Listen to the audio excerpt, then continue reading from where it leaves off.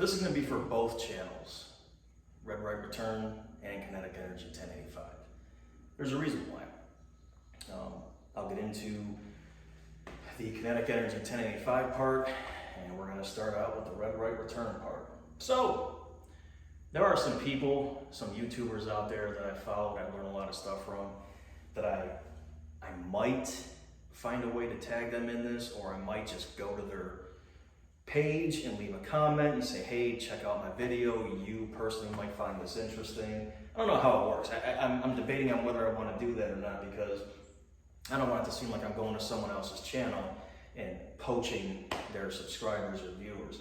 If I do, and the two of you who receive this that I tag see this, seriously, I just think that maybe you would have found this useful because you do so many videos on such things. So, how strong is the NANOXCEL Yamaha hull after it's been hit by a car? Yeah, we're not talking jumping waves. We're not talking hit a few pieces of driftwood while you're driving. This morning, with my son in the truck, it was hit by this vehicle at, I'm gonna say it, a good 30 miles an hour. And I'm gonna show you some pictures in a minute, but couldn't believe it, you know? So I'm at a light, and there's heavy traffic, lots of cars behind me. As I stop, I see that vehicle I just showed you come flying around cars directly at me. I knew it was over. There was no way they were not gonna hit me, and I couldn't even creep forward, which I've done before, and wham! Right into the back. You can't deny that the jet ski was hit. I'm sorry, the wave runner. You can see the scuff marks. You can see where it hit the, I'm gonna call it the tie-down hook. You can see the, I keep forgetting what it's called, but the black piece on each side, the angled black piece, it was hit. It was a direct hit to the jet ski, the wave runner, and the trailer. And obviously you can see the trailer's foo bar. The trailer itself, yeah, the light's busted. I believe the frame is bent. And then you can also see, you know, the angled pieces of carpeted wood that they sit on. One of them's bent down, so it's not even sitting on there properly. So anyway, here's where it gets cool. And into the Good Samaritan that I'm gonna get into in a minute. Don't know your name, brother. All I have is your phone number. I might send you this video just so you can, just for entertainment, maybe show your family, say, hey, this is the guy I stopped and helped today. I'm probably gonna text you the video. But anyway, so wham, I get hit and just couldn't believe it. Thought my jet ski was demolished as soon as I felt the impact. I pull into the grass. This dude, I mean, we're at a major intersection, weaves in and out of cars, flies through traffic, and that's right when this Good Samaritan caught this video. And I pull into a gas station. Yeah, I'm pissed as hell. I had my 11-year-old son in the truck with me. Hold on.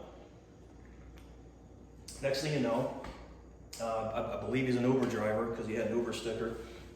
Pulls in, shows me that beautiful picture on his phone. And guess what? He zoomed in and we got a clear image of the license plate. I can't thank you enough, brother. You know, maybe when I am gonna send you this video. When I send you this video, you ever get stuck in the mud or something like that, man, I've got a 4-wheel drive truck, I got a tow strap. You just remember my number. Call me, I'll come tow you out. So I call the police, trooper comes, and I give him my description. I said, adult male, 20s, maybe 30s, and dark hair. I think he had sunglasses on. Good Samaritan comes by and says he was 40 to 50 and had a big old mustache. So not only did he get a better description of this guy, he got the plate. And so the trooper says, I'm gonna go to his house right now, can you hang out here? He comes back, guess what? Drunk driving.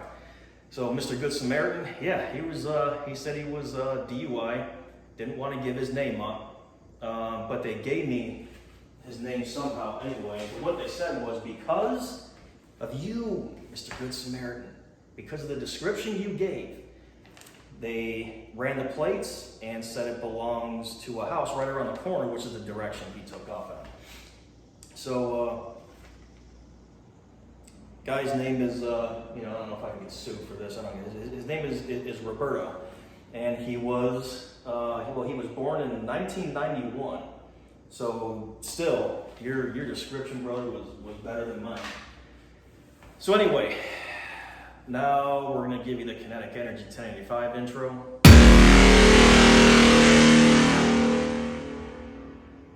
Yeah. All right.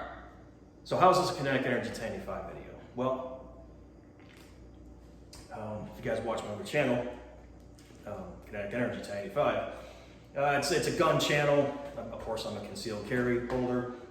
So when you're in the presence of a police officer and you have your firearm on you, hopefully your license, if you carry concealed, you must disclose that to the officer. Even if they just walk up to you in the street and say, "Hey man, nice weather today, huh?" In the presence of a police officer, it says right at the back of my license as well, it is unlawful to not disclose you have a firearm. I basically can get charged for that. So what I did was I asked my son to step out of the truck and with me, and I locked the doors and the windows were up, and we stood by the jet ski when the trooper pulled up. So in my hand, I already had my license and my concealed carry, and told the trooper, I said, here's this, just because we're talking, you're here, I had to disclose, the gun's in the truck, locked, and that's why my son is standing with me. Now there's a reason why. Part of these laws people don't understand when you're carrying a firearm is even in the house, it can't be left unattended with someone under the age of 16. So, just here's what could have happened. And you concealed carry owners, you need to pay attention. If I left my son in the truck, and I had to disclose I had my firearm, and the trooper said, which he did ask, was anyone else with you? Yeah, my son, where's he? He's in the truck. With your gun? Yeah. Probably could have arrested me, even though he wasn't, I called him, but anyway, please remember that. Wherever you leave your gun, whatever the circumstances, don't leave it alone with someone under the age of 16. That is an offense. So that's why I told my son, get out of the truck, lock it, because that's where we're keeping the gun. And I also told him, I said, the reason why I'm leaving it in the truck is because if you can not have a firearm with you in the presence of a police officer, just don't. And I was wearing, my shorts anyway, so I didn't want, the one I carry on me most of the time, the 40 cal hanging off my shorts, I'm like a freaking douchebag. But anyway, so for the two people that I might tag in this video, YouTubers, you do a lot of videos on NANOXCEL hull, durability, and stuff like that. So all I can tell you is this thing was hit this morning by a car, okay? A direct hit at about 30 miles an hour. And quite honestly, looking at the pictures, I'm hard pressed to find any internal damage. I grabbed the engine and shook it. There's no play, so the motor mounts I believe are fine. I went underneath, running my fingers, looking for, I learned this from you, Mr. One Channel guy, looking for those stress cracks. So, I don't know, how many other people can make a video like that? Testing the NANOXCEL Yamaha hull, getting hit with a car. So as I say at the end of both of my videos, Semper Fi. You.